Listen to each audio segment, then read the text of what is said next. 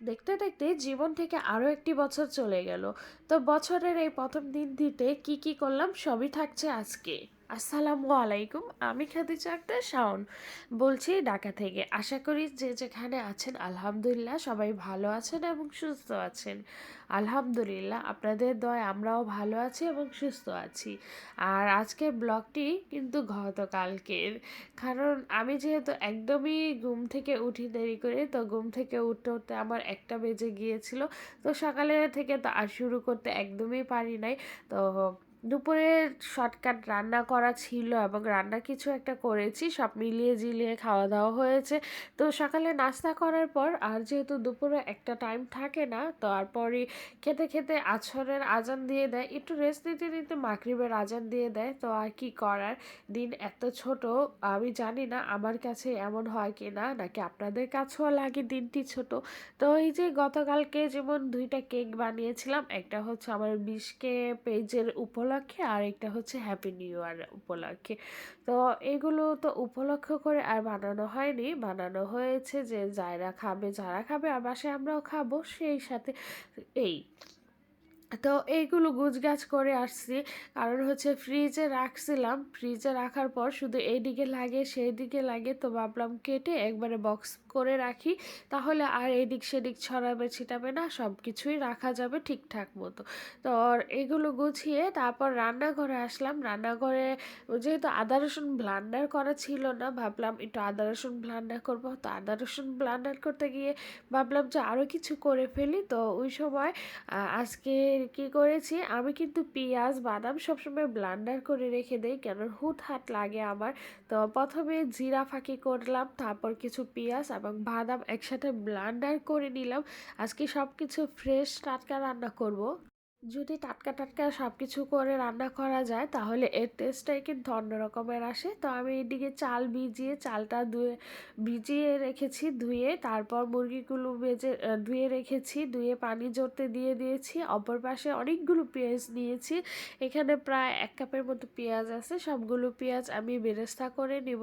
তো আমি না একটু কিপটামি করতেছিলাম, তেল প্রথমে কম দিয়ে দিয়েছি। তো এই যে পরে আবার একটু তেল দিয়ে আবার বেরেস্তা করতে হয়েছে, কারণ বেরেস্তা করতে গেলে কিন্তু ডুবো তেল লাগে। তো আমি ডুবো তেল আর দিলাম না, তো আমার যতটুকু প্রয়োজন আমি ততটুকু দিয়েছি, কারণ পরবর্তীতে না এই তেলটা অন্য কোনো কাজে ব্যবহার করতে হবে। তো ভাবলাম যে একেবারে অল্প অল্প করে দিয়েই আমি কাজটা শেষ করি। তো এখন চিকেনগুলো হালকা একটু ভেজে নিচ্ছি। চিকেনে আমি একটু মরিচ আর লবণ দিয়েছি, আর কিছু দেই নাই। তো চিকেনগুলো ভাজা হয়ে গেলে আমি কিন্তু সম্পূর্ণ এই তেলের উপরেই রান্না করব। তো চিকেনগুলো উঠিয়ে নিয়ে ওই যে বেরেস্তা করেছি ওইখান থেকে 2 ভাগ বেরেস্তা এখানে দিয়ে দিয়েছি। আর ওই যে পেঁয়াজ আর হচ্ছে বাদাম, জয়ফল জয়ত্রী একসাথে ব্লেন্ডার করেছি, তো এইখানে পুরো মিশ্রণটাই আমি এখানে দিয়ে দিচ্ছি। আদা রসুন পেস্ট দিয়ে দিচ্ছি। তো এইগুলো কাঁচা ভাবটা দূর করার জন্য আমি 2-3 মিনিট একটু ভেজে নিয়েছি, তারপর অল্প একটু পানি দিয়ে এখানে আমি গুঁড়ো মশলাগুলো অ্যাড করব। তো আজকে হালকা পাতলাই যেহেতু রান্না করব, মানে অল্প মশলার উপর যতটুকু প্রয়োজন। তো প্রথমে আমি লবণ, তারপর জিরা ফাঁকি, তারপর ধনিয়ার ফাঁকি, তারপর হচ্ছে একটু মরিচ, আর সবশেষে দিয়ে দিয়েছিলাম একটু রোস্টের মশলা। আর এগুলো দিয়ে একটু ভালো মতো মশলাগুলো কষিয়ে নিয়েও চিকেনগুলো দিয়ে দিয়েছি। এখন দিয়ে দিয়েছি কিছু কাঁচা আলু বকরা, আর হচ্ছে গিয়ে আপনার কিশমিশ, আর এই যে টক দই দিয়েছি, টক দইটা একটু ভালো মতো ফেটে দিয়েছি। এখানে একটা টিপস দিই, যদি ফেটে দেন তাহলে না এটা যে যেটার মধ্যেই দিবেন, না হলে ফেটে না দিলে এটা একটু গাঢ়, মানে কেমন দানা দানা ভাব হয়, ছাড়া ছাড়া ফাটা ফাটা ভাব হয়ে যায়। তো এই যে সর্বশেষে জানেন কি দিয়েছি, এটা কিন্তু হচ্ছে গিয়ে তেঁতুল। তো আমি তেঁতুল ভিজিয়ে রেখে অল্প একটু পানি এর মধ্যে দিয়ে দিয়েছি। দেখবেন মোরগ পোলাও রান্না করার সময় কিন্তু মশলার গ্রেভিটা, মানে মাংসের যে গ্রেভিটা সেটা একটু টক টক থাকে। তো এই জন্য আমি কি করেছি, একটু আর তেঁতুল ঘুলিয়ে দিয়েছি। আর এই যে এইদিকে আমি পোলাওটা বসিয়ে দিচ্ছি। তো পোলাওর মধ্যে আমি চালটা যখন একটু ভাজা হয়ে গিয়েছে তখন আমি দিয়ে দিচ্ছি পানি। আর আমি কিন্তু পুরোই ভলকানো গরম পানি দিয়েছি। এখন লবণ আর হচ্ছে এটা কি বলে, কেওড়া জল আর হচ্ছে গোলাপ জল দিয়ে দিয়েছি। আর লবণটা কিন্তু এই সময় একটু চেক করে দিবেন। যদি মনে করেন যে লবণটা একটু বেশি হয়েছে তাহলে মনে করবেন যে হয়ে গিয়েছে। তো আমি এটার অনুমানটা দেখে তো আর বলতে পারবো না। তো আমি আমার প্রয়োজন মতো দিয়ে দেই। আর এই যে এই সময় একটু যখন একটু দমে দিবেন এর আগে একটা পলি দিয়ে দিয়েছি আমি, এতে করে আমার বিরিয়ানিটা মানে যাই রান্না করবেন সব কিছুই কিন্তু ঝরঝরা হয়, এটা আমি আগেও বলেছি। তো ওই পাশে কিন্তু আমার মাংসটা হয়ে গেছে, আর মাংসের মধ্যে আমি কিন্তু একটু চিনি দিয়েছিলাম।